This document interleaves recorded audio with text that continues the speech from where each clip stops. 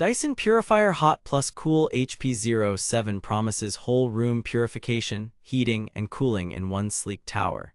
Either we've reached clean air nirvana or we just found a $699.99 space heater with a fancy fan and an app.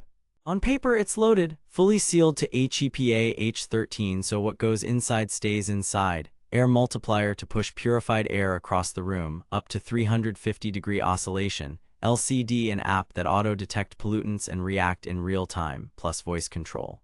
But here's the thing, it heats at 1500 watts, it cools as a fan, not AC, and Dyson won't give you a classic CADR number. I spent 3 weeks testing it in a 150 SQ/FT bedroom and a 320 SQ/FT living room, logging PM 2.5, noise, temperature rise, and app stability. I've put the direct link to check current pricing in the description, but before you click anything, let me show you what I discovered after 3 weeks of testing. Here's what the HP07 claims to do. Purify the entire room by sensing pollutants and trapping 99.97% of particles down to 0.3 microns. Heat efficiently and evenly with safe, fast room warming. Provide cooling airflow with fan mode and 350-degree oscillation. Deliver intelligent control with the My Dyson app, real-time air quality on the LCD, and voice assistant support. Sounds incredibly convenient, right? One machine to replace your purifier, your space heater, and your fan. Pretty bold claims for a $699.99 device with a 4.3-star rating on Amazon. But here's where things get interesting. Reality check. They claim whole room purification. What you actually get is good purification in small to medium rooms and slower performance in larger open spaces. Here's why. Dyson doesn't publish a CADR, and independent testing across similar Dyson towers often shows lower raw CADR than boxy purifiers with big filter surface areas. In my 150 SQ/FT bedroom with the door closed and incense pollution at -35 μg/m3 PM 2.5, auto mode took it down to 8 μg/m3 in 45 minutes at about speed 6. In my 320 SQ/FT living room that opens to a hallway, starting around 28 μg/m3, it took 60 minutes to hit 15 μg/m3 unless I cranked it near max, where noise jumps. The projection helps mix air, but filter area still matters. That's the trade-off for the slim aesthetic. They claim heating the whole room. Let's be real. The HP07 is a 1500W heater, which translates to roughly 5100 BTU per hour.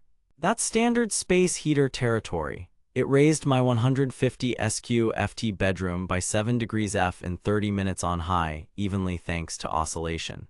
In the 320 SQ/FT living room, after 30 minutes I saw about a 3 degrees F rise. That's physics, not a Dyson problem. Here's where it gets mathematically impossible: cooling. They advertise cooling you, not the room, and that's accurate. There's no refrigerant. You get a strong, smooth airflow that increases evaporative cooling on your skin, but the air temperature doesn't drop. If you expect AC, you'll be disappointed. They claim fully sealed HEPA H13 filtration with gas and odor removal. Reality: very good particle capture and decent but not miraculous odor reduction. A scented cooking episode dropped faster for smoke particles than for lingering smells. The carbon media is real but limited compared to large bed carbon purifiers.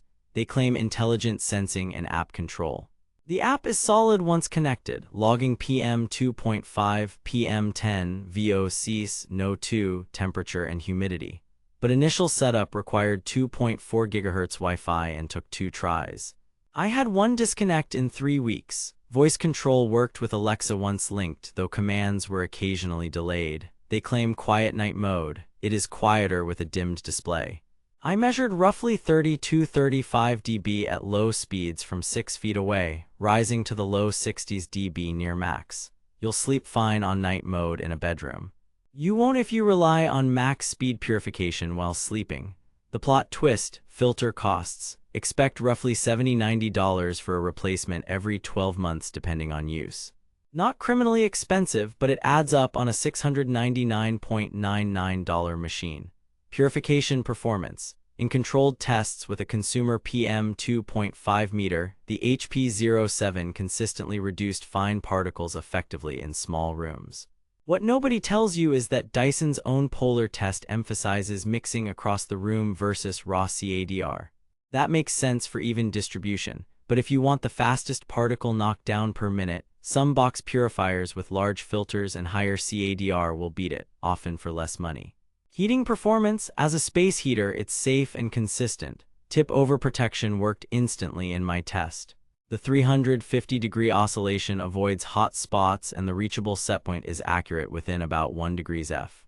Energy cost reality: at 1500 W, 4 hours of heat is about 6 kWh. At 0.20 per kWh, that's around 1.20 per evening.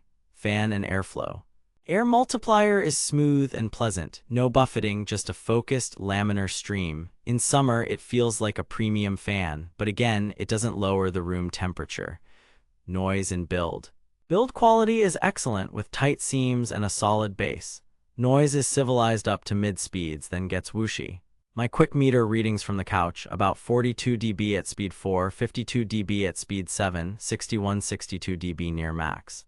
Smart features: the My Dyson app gives granular control, schedules, and filter life alerts. Here's what nobody tells you: setup can be finicky, it demands 2.4 GHz and occasional dropouts happen. Most Amazon 4-5-star reviews praise comfort, air quality readouts, and the all-in-one convenience. The 1-2 stars often mention weaker airflow than expected for cooling, connectivity hiccups, and the price-to-performance gap versus separate devices. Verdict: buy with caution. If you want a beautifully designed all-in-one that quietly purifies small to medium rooms, heats evenly, and gives you great data and control, the HP07 delivers. It's genuinely effective at particle capture, safe and even as a heater, and pleasant as a fan. But if your priority is maximum air cleaning speed per dollar or whole room cooling, save your money for a high CADR purifier plus a basic heater and a separate fan. At $699.99 plus annual filters, value is the sticking point. Worth it if you crave the one-tower convenience and Dyson design. Skip this unless you use all 3 functions regularly. Stay savvy out there. Thanks for hanging out with me. If this review saved you from wasting money or helped you find something actually worth buying, I've put the link to check current pricing and read more reviews in the description. And hey, if you do decide to buy through my link, it helps fund these investigations without costing you extra. Got questions or a product you want me to tear down next? Drop a comment. Next up, I'm testing a budget purifier against a premium one in a smoke torture test. Subscribe so you don't miss it. See you in the next one.